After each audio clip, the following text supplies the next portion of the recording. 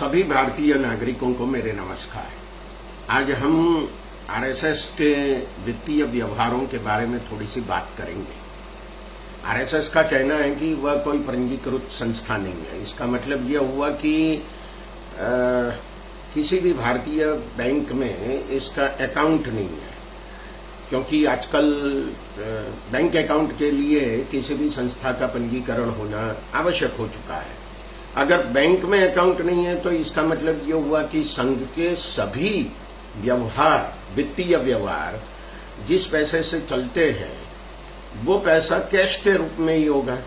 इसका मतलब ये हुआ कि संघ के करोड़ों रुपयों का वित्तीय व्यवहार हमेशा कैश से ही चलता है। दूसरी ओर संघ के प्रचारक रहे प्रधानमंत्री डिजिटल पेमेंट को भारत के विकास का मानदंड बताते हैं। इसका मतलब ये हुआ कि संघ भारत के विकास में प्रधानमंत्री को सहयोग नहीं दे रहा। अब दूसरी बात और महत्व की बात, समूचे भारत में संघ के बड़े बड़े कार्यालय हैं। वे संघ के नाम से तो हो ही नहीं सकते। कारण यह है कि संघ पंजीकृत संस्था है नहीं। संघ का कार्यालय होगा लेकिन इसकी मालिकी संघ की नहीं होगी। संघ का खुद का मकान हो ही नहीं सकता। इसका मतलब यह हुआ कि संघ जिस मकान से अपना व्यवहार चलाता है, अपना कार्यालय चलाता है, वह किसी और की मिल्कत है। वह किसकी मिल्कत हो सकती है?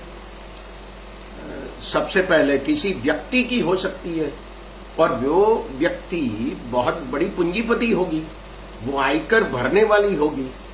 क्योंकि संघ के कार्यालय तो बहुत बड़े होते हैं, तो कोई छोटा आदमी अपना मकान इतना बड़ा बना नहीं सकता।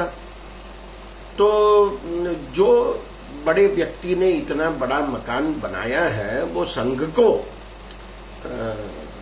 दे देता है, तो वह आदमी छोटा आदमी नहीं हो सकता है।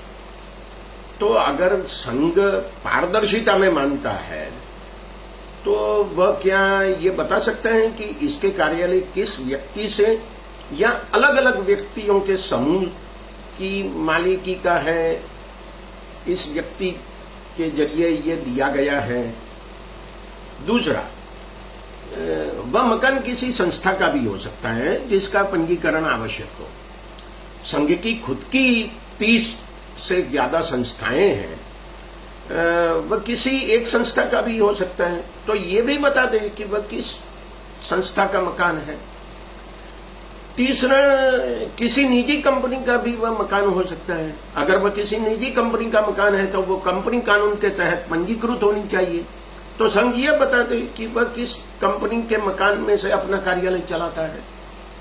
और चौथा, वह मकान बीजेपी का भी हो सकता है, तो ये भी बता दें कि वह बीजेपी का है।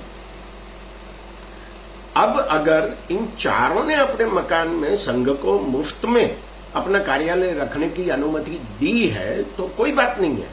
लेकिन संघ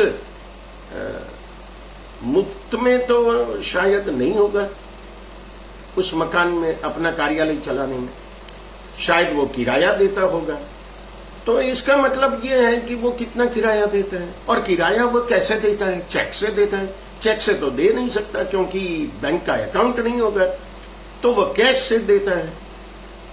तो आश्चर्य की बात यह है कि पूरे देश में आजकल डिजिटल इंडिया का प्रचार हो रहा है, और इसी के प्रचारक प्रधानमंत्री का सपना है कि डिजिटल इंडिया बनाए, सारे डिजिटल पेमेंट हो जाए।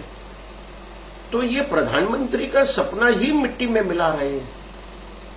संघ हमेशा कहता रहता है कि वह लोगों के चरित्र निर्माण का काम कर रहा है। अगर संघ अपने वित्तीय व्यवहारों का ब्यौरा दे दे, लोगों के सामने रख दे, तो वह पारदर्शिता होगी। किसी संस्था का पंजीकरण करवाना इस देश में अनिवार्य नहीं है, ये बात सच है। फिर भी जिस संस्था ने पहले जनसंघ को और बाद में बीजेपी को पैदा किया हो, जो भारतीय राजनीति में हो, जिसकी 30 से ज्यादा संस्थाएं हो, जिसके स्वयं सेवकों की संख्या करीब 60 लाख हो, और जिसके सरसंघ चालक को सुरक्षा प्रदान करना भारत सरकार की जिम्मेदारी हो, ऐसी संस्था को तो पारदर्शी होना ही चाहिए, क्योंकि संघ किसी गांव की भजन मंडली नहीं है। कहा जाता है कि दिल्ली में 150 करोड़ रुपए के खर्च से आरएसएस के मकान का निर्माण हुआ, पुनर्बांधकाम हुआ। ऐसा भी कहा जाता है कि इसमें करीब 75,000 लोगों ने योगदान दिया उस खर्चे के लिए। क्या ये सभी पैसे गुरु पूर्णिमा के दिन लिफाफे में मिले थे? करोड़ों रुपयों का आरएसएस का खर्चा क्या सिर्फ व्यास पूर्णिमा के दिन सिर्फ लिफाफे में मिले रुपयों से ही निकलता है? ऐसा हो सकता है, लेकिन पता तो चलना चाहिए ना।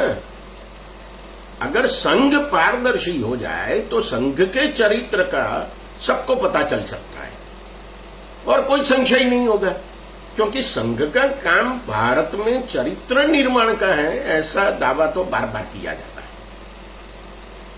नमस्कार।